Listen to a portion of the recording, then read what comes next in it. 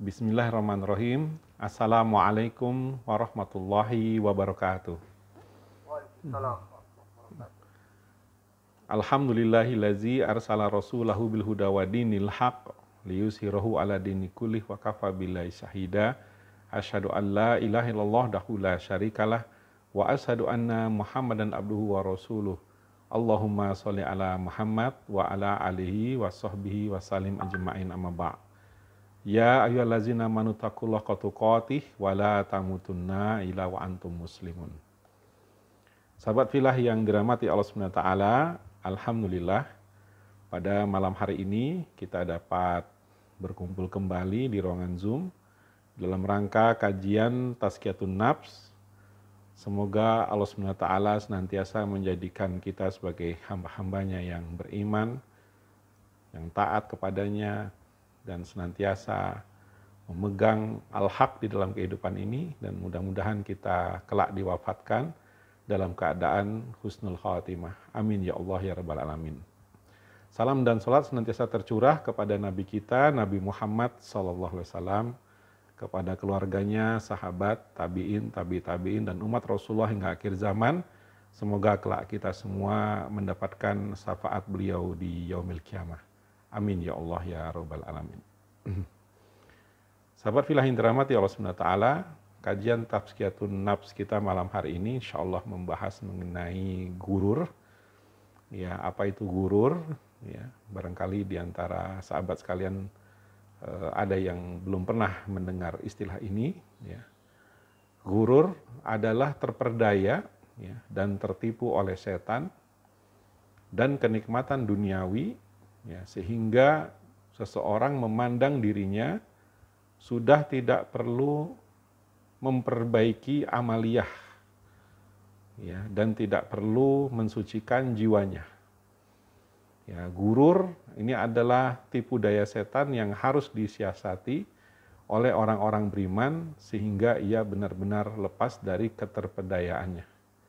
Ya, jadi gurur ini adalah terperdaya, ya, dan tertipu oleh setan. Ya, dan juga aspek-aspek duniawi di sekeliling kita. Sehingga kita merasa sudah puas terhadap diri, sudah merasa nggak perlu lagi memperbaiki amaliyah kita, meningkatkan ibadah kita, ya, kemudian merasa tidak perlu lagi membersihkan hati, mensucikan jiwa, ya, sudah merasa bahwa surga itu di tangan, gitu ya. Ya, jadi seolah-olah kita merasa sudah mencapai puncak gitu ya dari amaliyah kita dan kesucian jiwa kita. Ya, tentu saja ini adalah perkara yang sangat berbahaya, sahabat filah sekalian, ketika di dalam hati kita ada penyakit gurur ini. Ya, kenapa? Karena kita di dalam kehidupan ini harus senantiasa memaksimalkan, ya, taqarrub ilallah kita, ketaatan kita di depan Allah Subhanahu wa taala. Ya, harus memaksimalkan seluruh potensi kesolehan kita di dalam kehidupan ini. Ya, harus memaksimalkan amal-amal soleh di dalam kehidupan kita ini. Ya, karena kita tidak tahu gitu ya, amal-amal mana yang betul-betul akan menjadi pemberat pahala kita kelak di yaumil akhir. Ya, dan kita juga tidak tahu di dalam kehidupan ini, ya, sudah berapa banyak dosa-dosa yang kita lakukan dalam hidup ini, ya, dan tentu saja semuanya ini nanti akan ditimbang gitu ya oleh Allah Subhanahu wa taala, ya, sehingga ketika kita lalai, ya, untuk terus meningkatkan kesolehan kita di hadapan Allah Subhanahu wa taala, harusnya kita khawatir, ya, jangan-jangan nanti, ya, di akhirat, di yaumil akhir, ya, timbangan keburukan kita, dosa-dosa kita jauh lebih berat daripada amal-amal soleh kita. Ya, jadi jangan pernah sekalipun merasa bahwa amaliyah yang kita lakukan dalam kehidupan ini itu sudah mencukupi. Ya, sudah merasa bahwa bekal yang akan kita bawa untuk menghadap Allah Subhanahu wa taala itu sudah cukup. Ya, jangan pernah merasa seperti itu, ya. Maka orang-orang yang tidak terjebak dengan sikap gurur ini, pasti setiap harinya mereka akan semangat gitu ya, fastabiqul khairat, berlomba-lomba dalam melakukan berbagai kebaikan.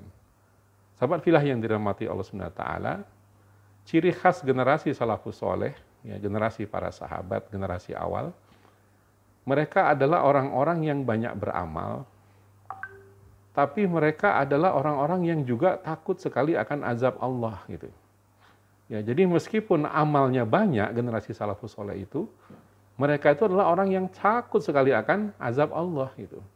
Itulah mengapa sebagian besar mereka gitu ya, ketika melaksanakan sholat, apakah itu sholat wajib, sholat sunnah, atau sholat qiyamul lail gitu ya, seringkali mereka meneteskan air mata, seringkali mereka yang merintih di hadapan Allah Subhanahu wa taala, minta diampuni kesalahannya gitu ya. Padahal kalau kita lihat ya, generasi awal itu Masya Allah gitu, amal-amalnya barangkali ya kalau dibandingkan dengan kita ya jauh sekali gitu. Ya, mereka banyak yang melaksanakan sholat tahajud sampai kakinya bengkak gitu ya. Mereka bisa mengkhatamkan Al-Quran sehari sekali, bahkan bisa 3-7 hari gitu ya. Kita mungkin dibanding mereka jauh sekali gitu. Belum lagi mereka berjihad gitu ya, berperang melawan musuh-musuh Allah. Banyak sekali amalan-amalan yang mereka lakukan dalam kehidupan ini, tapi mereka masih takut akan azab Allah gitu. Mereka masih khawatir gitu dengan azab Allah gitu. Nah, berbeda dengan generasi kita sekarang.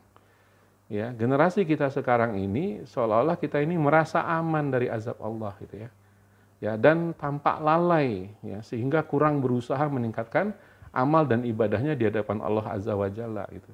Ya, jadi kita ini generasi yang amalnya sedikit, nggak sebanding dengan generasi salafus soleh, tapi merasa aman dari azab Allah Subhanahu wa taala. Nah, ini akhirnya apa? Membuat kita lalai gitu ya untuk meningkatkan kesolehan kita, meningkatkan kapasitas ibadah kita dan lain-lain gitu ya.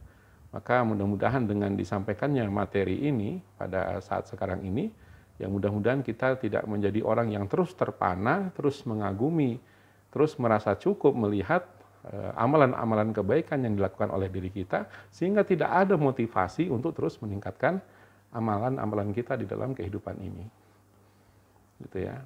Allah Subhanahu wa taala berfirman dalam Quran surat Al-A'raf ayat 169. Ya.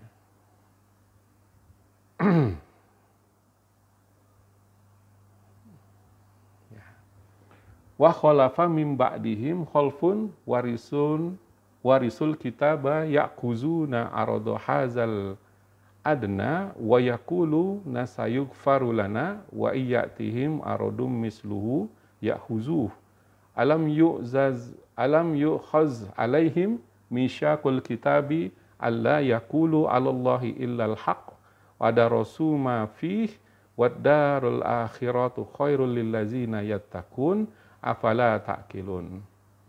Kami akan diberi ampun, dan kelak jika datang kepada mereka harta benda dunia sebanyak itu pula, niscaya mereka akan mengambilnya juga. Bukankah perjanjian Taurat sudah diambil dari mereka, yaitu bahwa mereka tidak akan mengatakan terhadap Allah kecuali yang benar, padahal mereka telah mempelajari apa yang tersebut di dalamnya, dan kampung akhirat itu lebih baik bagi mereka yang bertakwa. Maka apakah kamu sekalian tidak mengerti? Gitu ya. Ya, jadi ini adalah tentang Bani Israel, ya, tentang kalangan Yahudi yang ya mereka ya sudah sudah mendapatkan banyak sekali karunia dari Allah Subhanahu wa taala, ya sudah banyak mendapatkan dunianya gitu ya. Ya, kemudian di sini disebutkan bahwa perjanjian Taurat sudah diambil dari mereka, yaitu bahwa mereka tidak akan mengatakan terhadap Allah kecuali yang benar gitu ya. Ya, tetapi kenyataannya gitu ya, bahkan hari ini gitu ya, kita melihat bahwa kaum Yahudi adalah termasuk kaum yang banyak sekali mengkhianati ayat-ayat Allah gitu ya. Dan mereka banyak sekali melakukan kesombongan dan kezaliman di atas muka bumi ini gitu ya. Ya, padahal mereka adalah kaum yang sudah diistimewakan oleh Allah Subhanahu wa taala gitu ya. Sudah diangkat dari jurang keterpurukan gitu ya dengan diutusnya nabi-nabi kepada mereka gitu ya. Sudah banyak memberi peringatan kepada mereka, tetapi mereka tetap seperti itu gitu ya. Padahal apa? Padahal ya Allah menginginkan gitu ya bahwa mereka tetap konsisten gitu ya. untuk memegang ayat-ayat Allah seperti itu, ya. Dan kita melihat, ya, pada hari ini, ya, mereka membuat kerusakan yang sangat besar sekali terhadap dunia Islam, khususnya di Palestina, ya. Subhanallah, gitu ya. Nah, ini adalah peringatan dari Allah Subhanahu wa taala betapa, ya, orang itu sangat mudah, gitu ya, tertipu, gitu ya, oleh kemilau dunia, ya, oleh nafsu, ya, oleh keinginan-keinginan sesaat yang membuat mereka melupakan hakikat kebenaran, gitu ya. Mereka tidak lagi menjadi orang yang istiqomah di dalam kebenaran, gitu ya. Seperti halnya kaum-kaum yang senantiasa mengkhianati Allah, ya, seperti halnya kaum-kaum yang senantiasa melanggar aturan-aturan Allah Subhanahu wa taala, ya. Baik. Sahabat fillah yang dirahmati Allah Subhanahu wa taala, ya, maka kita insyaallah pada malam hari ini akan membahas, ya, gururnya beberapa kelompok manusia, gitu ya, khususnya yang mereka menganggap, gitu, bahwa dirinya, ya, sudah cukup, gitu ya, di dalam beragama, berislam, gitu ya. Maka mudah-mudahan ini menjadi pengingat, gitu ya, bagi kita semua. Yang pertama yang akan kita bahas adalah gururnya orang-orang yang berilmu. Seperti apa keterperdayaan orang-orang yang berilmu ini? Gururnya seperti apa? Pertama, gitu ya, mereka memiliki ilmu agama, ya, namun tidak sungguh-sungguh dalam mengamalkannya dengan anggota badannya, gitu ya. Tahu, gitu ya, kewajiban-kewajiban, sunnah-sunnah dalam agama ini, gitu ya, tetapi tidak pernah mengamalkannya dengan anggota badannya. Ya, tahu sholat itu penting, tahu sholat pada waktunya itu adalah utama, gitu ya, tahu berbagai keutamaan, gitu ya, dari sholat-sholat sunnah, gitu ya, tetapi mereka tidak mengerjakannya. Ya, ini terperdayanya orang yang punya ilmu, ya. Jadi kita tuh ngumpulin ilmu terus masuk ke dalam pikiran kita, banyak ilmu, banyak nasihat, banyak ceramah, banyak tausiah, taujihat, gitu ya, dari para ustadz, ya, para ulama, gitu ya, tetapi tidak membuat kita menjadi lebih soleh, gitu, tidak membuat kita menjadi lebih meningkatkan lagi, ya, takarub ilallah kita, gitu ya, seperti itu. Ya, kemudian yang kedua, ya, terperdayanya orang yang punya ilmu itu, ya, mereka memiliki ilmu agama, tapi mereka tidak bisa menjaga dirinya dari riya, ya, kemudian dari takabur, menyombongkan diri, ya, kemudian dari hasad dan dengki, gitu ya, dan dari ambisi untuk menjadi populer, gitu ya. Ini kalau dibedah satu-satu kan panjang nih, ya. Jadi riya, takabur, ya, sombong, hasad, kemudian ambisi untuk menjadi populer. Ini, ya, menyerang, gitu ya, orang-orang yang punya ilmu agama, gitu ya. Jadi setan terus mencari cara, ya, bagaimana agar orang-orang yang berilmu ini tergelincir, gitu ya. Ya, sehingga muncullah, gitu ya, sifat riya di dalam diri mereka, ya, sifat menyombongkan diri lebih daripada yang lainnya, gitu ya. Kemudian ada sifat dengki ketika melihat saudaranya lebih baik dari dirinya, gitu ya. Kemudian ada ambisi juga untuk menjadi orang yang populer atau terkenal, gitu ya. Kemudian yang ketiga, terperdayanya orang-orang yang berilmu juga adalah mereka mencukupkan diri dengan ilmu yang berkaitan dengan fatwa di pengadilan atau perselisihan muamalah, gitu ya. Jadi mereka menguasai, katakanlah, bab fikih, gitu ya, dengan sangat baik, gitu ya. Mereka menguasai bagian-bagian dari syariat Islam ini dengan baik, gitu ya. Namun, gitu ya, mereka memiliki adab dan akhlak yang bermasalah. Ya, jadi ketika berinteraksi dengan orang lain, gitu ya, mereka menjadi orang yang tidak menyenangkan, gitu ya. Bahkan cenderung, ya, mereka menjadi orang yang sangat keras, gitu ya. Orang yang tidak bisa didekati, orang yang tidak bisa membangun ukhuwah persaudaraan sesama muslim dengan baik, gitu ya. Ya, bahkan banyak orang yang membenci mereka karena akhlak mereka yang sangat sangat kaku, sangat keras, ya, sehingga orang pun menjauh dari mereka, gitu ya. Jadi menguasai bab fikih, menguasai bab syariat, tetapi, ya, punya karakteristik seperti itu, ya, dan adab-adab yang kurang baik seperti itu. Ya, berarti ini belajar Islamnya masih belum komprehensif, gitu ya, belum menyeluruh, gitu ya. Belum menerapkan Islam secara kafah, secara menyeluruh, gitu ya. Kemudian yang berikutnya, ya, gururnya orang berilmu gitu ya, mereka terjatuh dalam gaya hidup mewah, ya, kemudian menjadikan kemewahan itu sebagai alasan untuk memuliakan agama. Ya, jadi mereka pakai kemewahan itu, ya, sebagai alasan untuk memuliakan agama katanya. Ya, jadi mereka mengatakan, ya, apa namanya, siapa bilang gitu kan, Ustadz nggak boleh kaya gitu ya. Ya Ustadz pakai mobil mewah nggak apa-apa dong gitu ya, harga 5 miliar gitu kan. Ya karena kalau Ustadznya kaya gitu ya, punya mobil mewah, rumahnya seperti istana besar gitu kan, orang juga respect sama dakwahnya Ustadz tersebut gitu. Tapi kalau Ustadznya miskin, Ustadznya pakai motor butut gitu ya, Ustadznya bajunya nggak pernah diganti gitu ya, kalau ceramah pakai baju itu melulu gitu ya, ya umat juga nggak respect dan umat nggak mau dengerin. Nah ini pemahaman yang, ya, terperdayanya orang-orang berilmu gitu. Ya, jadi ya akhirnya mereka apa gitu ya, melakukan pembenaran diri ketika mereka tenggelam di dalam kehidupan yang mewah gitu ya. Ya, padahal Allah Subhanahu wa taala sudah mengingatkan kita, alhaqumut takasur hatta zurtumul maqabir. Ya, bermewah-mewahan, bermegah-megahan ya telah melalaikan kamu sampai kamu dimasukkan ke dalam kubur gitu ya. Jadi sangat berbahaya gitu ya ketika kita hidup secara berlebih-lebihan gitu ya. Dan itu adalah hal yang tidak disukai oleh Allah Subhanahu wa taala. Sifat boros itu adalah temannya setan gitu ya. Kalau kita masih punya kendaraan yang masih layak untuk dipakai gitu ya, buat apa diganti dengan yang lebih mahal atau yang lebih baru gitu ya, padahal itu masih bisa dipakai. Ya, sedangkan saudara-saudara kita di sekeliling kita masih banyak membutuhkan uluran tangan dari kita.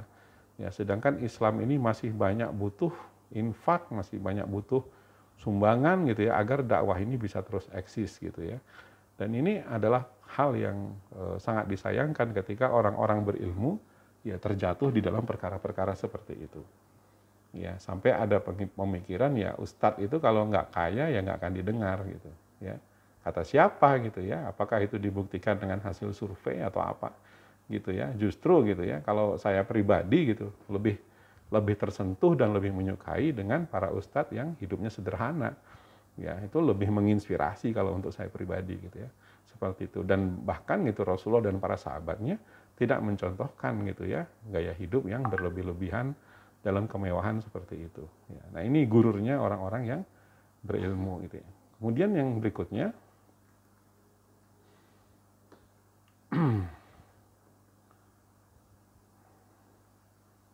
adalah gururnya ahli ibadah. Ya, terperdayanya ahli ibadah. Ahli ibadah juga bisa terkena penyakit gurur ini. Gitu ya. Yang pertama contohnya adalah mereka melalaikan apa yang wajib ya dan lebih menyibukkan diri dengan amal-amal sunnah. Ya, jadi yang wajib malah lalai gitu ya, malah kualitasnya tidak mereka jaga dengan baik gitu ya. Mereka malah menyibukkan diri dengan amal-amal yang sunnah gitu ya. Kemudian yang kedua, ya contoh yang lainnya gitu ya, mereka merasa was-was saat melaksanakan takbiratul ihram ya pas mereka mau sholat gitu ya. Sampai akhirnya gitu ya, mereka terlambat atau menjadi masbuk satu rakaat karena hal itu. Ya, kita melihat gitu ya, ada orang yang ya gitu. Ya, menunggu sampai dirinya betul-betul gitu ya, khusyuk di hadapan Allah gitu ya. Kemudian dia takbir, terus dia ulang lagi gitu ya, karena dia merasa belum mantap hatinya gitu ya. Kemudian dia ulang lagi, padahal orang sudah mulai gitu ya. Imam sudah membaca Al-Fatihah, sudah membaca surat, sudah ruku gitu ya, i'tidal, sujud gitu ya. Kemudian sudah berdiri lagi gitu ya, baru dia ini gitu ya. Seperti itu. Sayang kalau seandainya kita hadir di masjid, di saf terdepan gitu ya. Tetapi ketika imam takbiratul ihram, kita terlambat, kita nggak ikut bareng dengan imam gitu ya. Sayang sekali gitu jadi masbuk gitu. Padahal kita sudah ready, sudah siap di masjid gitu kan. Seperti itu. Ya, kemudian yang berikutnya ya, terperdayanya ahli ibadah. Contohnya adalah memaksakan diri gitu ya dalam mengeluarkan huruf sesuai dengan makhrajnya saat membaca Al-Fatihah gitu ya, sampai tidak bisa meresapi maknanya gitu ya. Jadi fokus di makhraj ya, tapi makna Al-Fatihah itu sendiri tidak bisa dia resapi maknanya. Ya, seperti itu. Kemudian yang berikutnya adalah membaca Al-Quran dengan sangat cepat gitu ya, tapi hampir tidak pernah mentadaburinya gitu ya. Nah ini juga ya sebuah problem yang kita hadapi gitu ya di dalam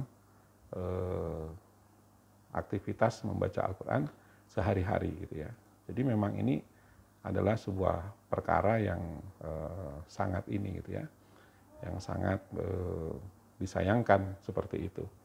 Ya, kemudian yang berikutnya adalah dia berpuasa, ya, ini ahli ibadah nih ya, dia saum gitu ya, tetapi lisannya nggak saum, dia saum tapi lidahnya tetap gitu ya, menjelek-jelekkan orang, menggibah orang, ya, dia saum tapi dia tetap marah-marah gitu ya, dia saum tapi dia tetap menghina orang gitu ya, mencaci maki orang dan lain-lain. Ya, jadi lidahnya nggak dijaga gitu ya. Kemudian ada juga jamaah haji gitu ya, yang mereka berangkat haji tetapi tidak membereskan utangnya terlebih dahulu gitu ya. Jadi dia tidak membereskan utang-utang, tidak memprioritaskan pembayaran utang-utang, main berangkat haji aja gitu ya. Nah inilah terperdayanya para ahli ibadah gitu ya. Ntar kalau ada apa-apa gitu ya, dia wafat di sana gimana gitu ya. Lagi pula pembayaran utang-utang itu adalah wajib gitu ya, karena kita tidak mungkin melakukan ibadah haji sambil memiliki tanggung jawab atau masih punya beban pinjaman gitu ya. Harusnya kita pergi itu sudah tidak punya beban apapun, sehingga kita di dalam melaksanakan ibadah haji itu bisa lebih khusyuk, lebih tenang, lebih fokus seperti itu. Ini adalah gururnya ahli ibadah, dan tentu banyak perkara-perkara lainnya yang mungkin terjadi di tengah-tengah kita gitu ya. Kemudian ada lagi nih, beramar ma'ruf nahi mungkar ya. Ya, jadi teriak gitu ya untuk memperbaiki berbagai kemungkaran gitu ya, tapi melupakan diri sendiri gitu ya. Nah, ini adalah suatu perkara yang sangat disayangkan ya, seperti itu.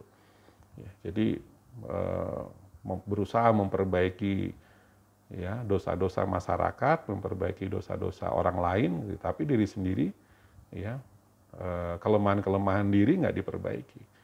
Ya, jadi tidak menerapkan amar ma'ruf nahi mungkar ke diri sendiri. Yang dilihat itu selalu adalah kesalahan orang aja terus. Ya, dia sendiri nggak merasa bahwa dia punya kekurangan. Ya, ini masalah itu. Ya, inilah terperdayanya ya orang-orang ahli ibadah. Kemudian yang berikutnya, nah ini bagi para imam masjid nih, ya. Ya, dia menjadi imam masjid gitu ya, mungkin sudah sering mengimami, tapi bila ada imam lain yang lebih berilmu ya dan bersih hatinya, ya maka dia menjadi berat gitu ya, seperti itu. Jadi merasa kayak ada saingannya gitu ya, seperti itu. Nah, sebetulnya ini adalah terperdayanya ya para imam, terperdayanya orang-orang yang hafal Quran gitu ya. Begitu mereka ada yang lebih baik gitu ya, maka muncul gitu ya sedikit rasa tidak senang gitu ya di dalam dirinya. Ini sangat berbahaya gitu ya. Kemudian ada juga orang yang memutuskan untuk bersikap zuhud gitu ya, tapi ternyata ya begitu ditawari kedudukan dan kekuasaan, ya dia nafsu juga, dia mau juga gitu ya. Seperti itu. Nah, ini beberapa gururnya ahli ibadah gitu ya. Berarti apa? Sahabat fillah yang dirahmati Allah Subhanahu wa taala, berarti kita ini nggak ada yang aman gitu ya. Kita ini sangat harus waspada dan harus hati-hati di dalam menghadapi tipu daya setan itu ya. Jadi memang ya kita semua pasti akan berusaha gitu ya untuk dibelokkan, untuk dibuat menyimpang dari jalan ketaatan 100% kepada Allah Subhanahu wa taala. Ya. Kemudian berikutnya adalah gururnya orang-orang sufi. Ya, orang-orang yang penempuh jalan sufi gitu ya. Pertama, mereka mengklaim ilmu ma'rifat, ya, kemudian merasa menyaksikan al-haq, ya, bahkan mereka mengklaim telah melampaui derajat dan keadaan gitu ya. Tapi mereka hanya bisa sekedar menyampaikan atau menyebutnya gitu ya. Padahal dalam banyak perkara bisa jadi mereka nggak paham syariat. Ya, banyak syariat yang mereka tidak tahu gitu ya.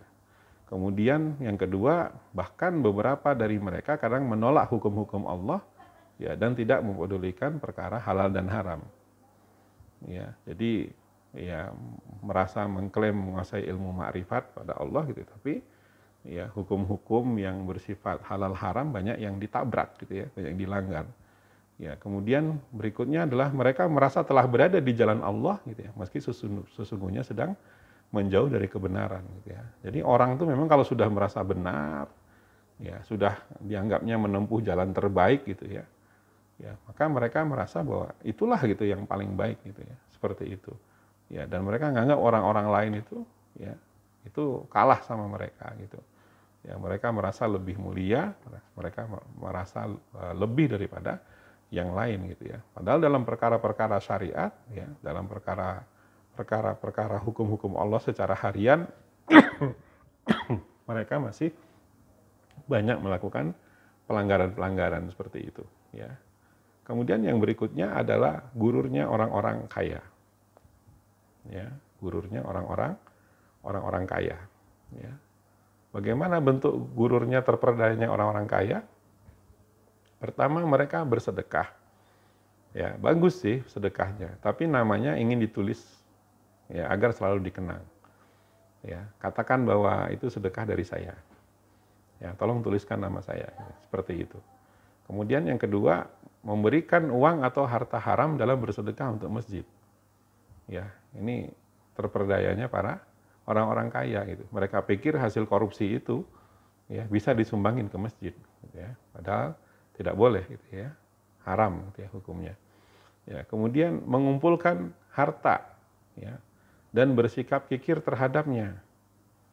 Mereka tidak menyukai ibadah-ibadah di mana mereka dituntut untuk mengeluarkan hartanya gitu ya. Nah, ini juga ya adalah terperdayanya orang-orang kaya. Jadi mereka merasa bahwa harta itu kan saya yang nyari, kan saya yang kerja keras gitu, ya. Jadi mereka merasa bahwa harta itu bukan dari Allah Subhanahu wa taala. Ya, bahwa kemudahan-kemudahan yang diberikan oleh Allah Subhanahu wa taala dalam perdagangannya, dalam pekerjaannya, dalam bisnisnya itu mereka anggap nggak ada gitu. Ya, sehingga ketika mereka diminta untuk berinfak, diminta untuk mengeluarkan hartanya di jalan Allah, beratnya bukan main. Nah, ini terperdayanya gururnya orang-orang kaya. Ya. Kemudian yang keempat, mereka hanya mau membayar zakat, ya, karena mungkin zakat itu wajib, ya, dan mereka enggan untuk bersedekah. Jadi sedekah itu menjadi sesuatu yang sangat berat, ya, bagi orang-orang kaya yang terkena atau terperdaya oleh tipu daya setan, gitu ya. Kemudian mereka menitipkan harta, ya, kepada seorang tokoh. Ya, tokoh politik kah, tokoh masyarakat kah gitu ya, untuk dibagikan ya kepada masyarakat, harta itu dititipkan ya berharap bahwa mereka akan mendapatkan kedudukan yang mulia di samping tokoh tersebut gitu. Jadi mendopleng nama lah. Ya, misalkan ada seorang anggota dewan kah atau seorang menteri kah gitu ya. Ya, dia ikut gitu ya, menitipkan harta kepada orang-orang penting ini. Ya, karena apa? Karena dia berharap orang penting ini akan menyebut namanya, ya, atau minimal mendampingi dirinya ketika mengajak dirinya untuk mendampingi ketika dia menyalurkan harta tersebut, sehingga dia dapat nama gitu, sejajar dengan orang-orang yang menjadi tokoh tersebut gitu ya. Nah, inilah terperdayanya orang-orang kaya, ya. Jadi kita tuh akhirnya apa gitu ya? Akhirnya banyak amalan-amalan yang kita lakukan itu ya semuanya menjadi sia-sia. Ya, dari Abu Hurairah radhiyallahu bahwasanya Rasulullah SAW bersabda yang artinya sesungguhnya Allah itu tidak melihat kepada penampilan-penampilan dan harta benda kalian. Ya, tetapi Allah itu melihat kepada hati ya dan amal-amal kalian. Apa maksudnya hadis ini? Hadis riwayat Muslim dan Ibnu Majah. Amalan-amalan itu yang dilihat itu hatinya, itu niatnya gitu. Ya, kalau niatnya nggak ikhlas, ya, kalau niatnya hanya untuk mencari popularitas, niatnya hanya untuk mendapatkan pujian, niatnya hanya untuk mendapatkan nama gitu ya, terkenal sebagai orang yang dermawan, orang yang murah hati, maka ya hanya itu yang kita dapat gitu. Nggak ada pahala di akhirat nanti untuk kita yang tersisa gitu ya. Ketika semua kebaikan-kebaikan, amalan-amalan itu ditujukan untuk tujuan-tujuan duniawi seperti itu ya, yang kita dapat ya hanya itu. Jangan berharap mendapatkan pahala dari Allah Subhanahu wa taala. Ya, jangan berharap ridha Allah Subhanahu wa taala gitu ya terhadap pengorbanan-pengorbanan yang kita lakukan kalau semuanya itu dilakukan bukan dalam kerangka keikhlasan. Ya, kita melakukan itu karena riya, karena sum'ah, karena ingin dipuji oleh orang lain gitu ya. Ya, jadi adalah suatu perkara yang kita harus hati-hati sekali gitu ya. Gitu. Ya.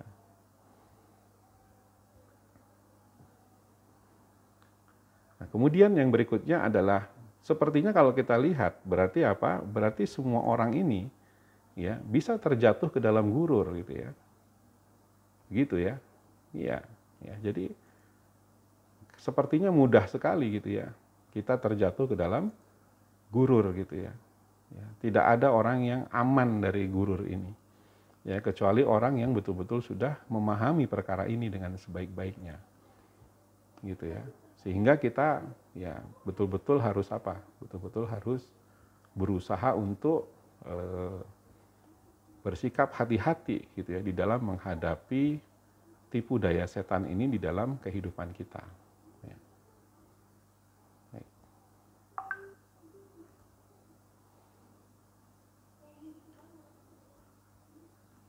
Ya.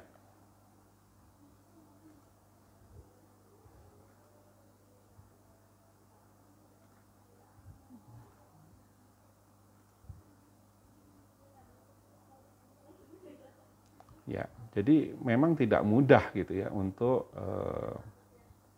ya menghadapi tipu daya setan ini. Ya, tampaknya semua orang mudah gitu ya untuk terkena gurur ini. Ya.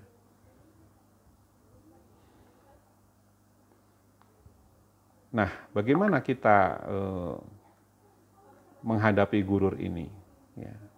Satu kuncinya, ya, sahabat kita yang dirahmati Allah Subhanahu wa Ta'ala, yaitu meluruskan hati kita. Ya, hanya itu caranya. Ya, dan semua orang mampu melakukan hal itu selama apa? Selama niatnya benar dan lurus. Jadi kita nggak bisa meluruskan hati kita kalau niat kita sendiri nggak lurus. Ya, dan apabila kita betul-betul memperhatikan perkara akhirat, ya, lebih dari kita memperhatikan perkara dunia, maka pasti dia akan sampai pada kelurusan hati. Ya, jadi penyebab gurur ini terbesar apa? Ya, kembali lagi kepada bahasan pekan-pekan sebelumnya, yaitu cinta yang berlebihan terhadap dunia. Itulah yang akan membuat kita terkena tipu daya setan. Ya, kalau kita betul-betul menjaga sekali gitu ya, orientasi kita kepada akhirat gitu ya, maka insya Allah kita nggak akan terjatuh di dalam gurur. Ya, generasi salafus soleh dan orang-orang yang mengikuti mereka dengan baik telah mewujudkan dalam kehidupan mereka gitu ya. Jadi mereka tidak terperdaya, ya, mereka tidak tertipu, ya, mereka terus gitu ya menjaga kebaikan-kebaikan itu tetap lurus, ya, mereka terus menjaga keikhlasan, ya, mereka tidak berbelok gitu ya meskipun sedikit gitu ya.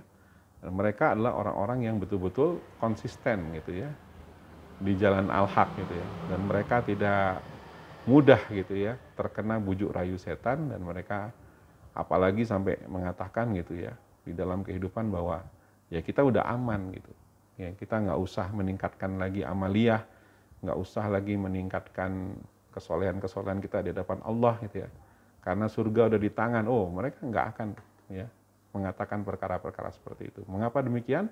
Karena hati mereka sudah lurus. Ya, jadi nggak ada cara untuk meninggalkan keterperdayaan ini, gurur ini, kecuali kita meluruskan hati. Dan nggak ada cara untuk meluruskan hati kecuali menguatkan keikhlasan kita kepada Allah Subhanahu wa Ta'ala. Jadi semua ibadah ini kita persembahkan untuk Allah Subhanahu wa Ta'ala. Qul inna sholati wa nusuki wa mahyaya wa mamati lillahi rabbil alamin. Ya, kemudian ada 3 perkara yang memperkuat kita untuk menjauhi gurur. Yang pertama adalah akal, ya. Ini adalah karunia Allah yang dengannya manusia mengetahui hakikat segala sesuatu, ya. Dengan akal maka kita bisa, dengan logika maka kita bisa mengambil berbagai kesimpulan, gitu ya. Misalkan ketika kita diberikan harta oleh Allah Subhanahu wa Ta'ala, ya, maka kita ya dengan akal ini mampu berpikir gitu ya bahwa ini harta sesungguhnya hanya titipan dari Allah Subhanahu wa Ta'ala, ini bukan milik saya. Maka bila harta ini ingin banyak berkahnya, ya, dan Allah mencintai kita gitu ya, maka harta ini harus disisihkan gitu ya, sebagian untuk berjuang di jalan Allah Subhanahu wa taala, seperti itu. Ya, kemudian yang kedua, ya penting juga kita memperkuat makrifat kita, ya, pengenalan kita terhadap diri sendiri, ya. Kemudian terhadap Rabb Allah Subhanahu wa taala, ya, kemudian mengenal dunia dan mengenal akhirat dengan baik, ya. Apa itu hakikat dunia, apa itu hakikat akhirat harus tahu gitu ya. Dan bagaimana dunia bisa menipu kita itu harus ngerti sekali, ya. Dan kita harus kenal sama Allah, ya. Kita harus mengenal Allah dengan baik gitu ya. Bertauhid dengan baik, supaya apa? Supaya kita bisa hidup di bawah naungan aturan-aturan Allah Subhanahu wa taala gitu ya. Ketika kita tidak peduli gitu ya dengan aturan-aturan Allah gitu ya, maka kita dengan mudah ya terjatuh ke dalam perkara gurur gitu ya. Kemudian yang ketiga, benteng untuk menjauhi gurur ini adalah ilmu tentunya. Ya, memahami tata cara atau jalan untuk meniti jalan kepada Allah ya, dan berusaha untuk menyingkirkan rintangan-rintangan yang harus dihadapi di sepanjang perjalanan gitu ya, di dalam meniti jalan Allah gitu ya. Jadi sahabat fillah yang dirahmati Allah Subhanahu wa taala, makanya kita semangat menuntut ilmu, semangat mengkaji tazkiyatun nafs ini dalam rangka apa? Dalam rangka supaya kita bisa menjalani kehidupan ini ya dengan hati yang baik, dengan hati yang selamat gitu ya. Nah, bila kita telah melakukan 3 hal tersebut, ya pastikan kita tetap waspada. Ya, dengan tipuan setan, karena setan tidak akan henti-hentinya menggoda dan menjebak manusia untuk kembali pada sikap gururnya. Ya, jadi jangan pernah ya, meskipun kita sudah dapat materi ini, ya kemudian sudah berjaga-jaga, sudah waspada, terus sudah nampak peningkatan yang kita lakukan. Oh iya, kita nggak aman nih, kita harus meningkatkan terus amaliyah kita dalam kehidupan ini. Gitu ya. Nah, setelah kita melakukan peningkatan-peningkatan ini, tetap waspada. Ya, jangan sampai kita ya tertipu gitu ya di kemudian hari gitu ya. Ya, ada suatu ketika setan datang kepada Imam Ahmad ya saat beliau akan wafat. Ya, dan setan berkata kepada beliau, ini Imam Ahmad mau wafat gitu ya. Imam Ahmad rahimahullah gitu ya. Kata setan apa? Membisikkan kepada Imam Ahmad, kamu telah lolos dariku. Ya, kamu udah lolos gitu. Ya, udah aman dariku, kata setan seperti itu. Dan beliau menjawab, karena beliau belum wafat gitu ya. Ya, baru menjelang wafat gitu ya, beliau menjawab, tidak, belum. Aku belum aman darimu. Ya, seperti itu. Jadi kalau sudah wafat, ya baru aman kita gitu ya. Nah, baru husnul khotimah itu namanya. Ya, ketika kita dibujuk rayu sama setan, oh kamu telah lolos dariku. Ya, lalu kita mengatakan, naam, betul. Ya, saya memang sudah lolos dari kamu. Ya, saya sudah jadi orang soleh selama hidup ini. Saya sudah inilah. Itu barusan kalimat yang diucapkan apa? Kalimat kesombongan. Ya, kalimat yang menunjukkan kita takabur, gitu ya. Ya, membanggakan diri, gitu ya. Nah itu yang disukai oleh setan, gitu. Ya, makanya ketika setan membisikkan kamu telah lolos dariku, Imam Ahmad rahimahullah menjawab tidak, belum. Ya. Kecuali beliau nanti telah wafat gitu ya, barulah beliau aman gitu ya dari tipu daya setan gitu ya. Jadi sahabat fillah yang dirahmati Allah Subhanahu wa taala, ya, materi ini adalah materi yang sangat berat sebetulnya gitu ya, karena ketika kita di dalam kehidupan ini mengarungi hidup ini ya, maka percayalah gitu ya bahwa ya setan tidak henti-hentinya untuk berusaha menjerumuskan kita. Ya, dan selalu mencari cara. Ya, dan kita jangan merasa bahwa setan itu hanya beredar di kalangan orang-orang fasik. Ya, orang-orang munafik, orang-orang jahat gitu ya, orang-orang yang senantiasa melakukan keburukan-keburukan. Enggak gitu. Setan juga bekerja di orang-orang mukmin, di orang-orang yang sudah menyatakan beriman kepada Allah Subhanahu wa taala. Ya, setan ingin menggelincirkan kita semua gitu ya, dan mereka tidak akan pernah berhenti sampai kita betul-betul tergelincir dan terperdaya oleh mereka. Ya, maka beruntunglah orang-orang mukmin yang senantiasa berpikir tentang kebaikan dan keburukan dalam hidupnya. Ya, senantiasa terus berusaha untuk berubah menjadi lebih baik gitu ya. Dari Abu Musa radhiyallahu anhu bahwasanya Rasulullah SAW bersabda yang artinya barang siapa yang kebaikannya menyenangkannya, ya, membuat dia bahagia gitu ya, dan kejelekannya membuat dia merasa susah gitu ya, nggak enak hati gitu ya, maka dialah seorang mukmin sejati. Hadis riwayat At-Tabrani, hadis sahih.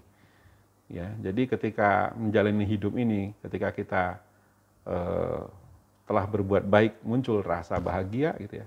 Inilah yang menyelimuti kebanyakan orang yang berbuat baik gitu ya, dengan ikhlas gitu ya, karena Allah SWT.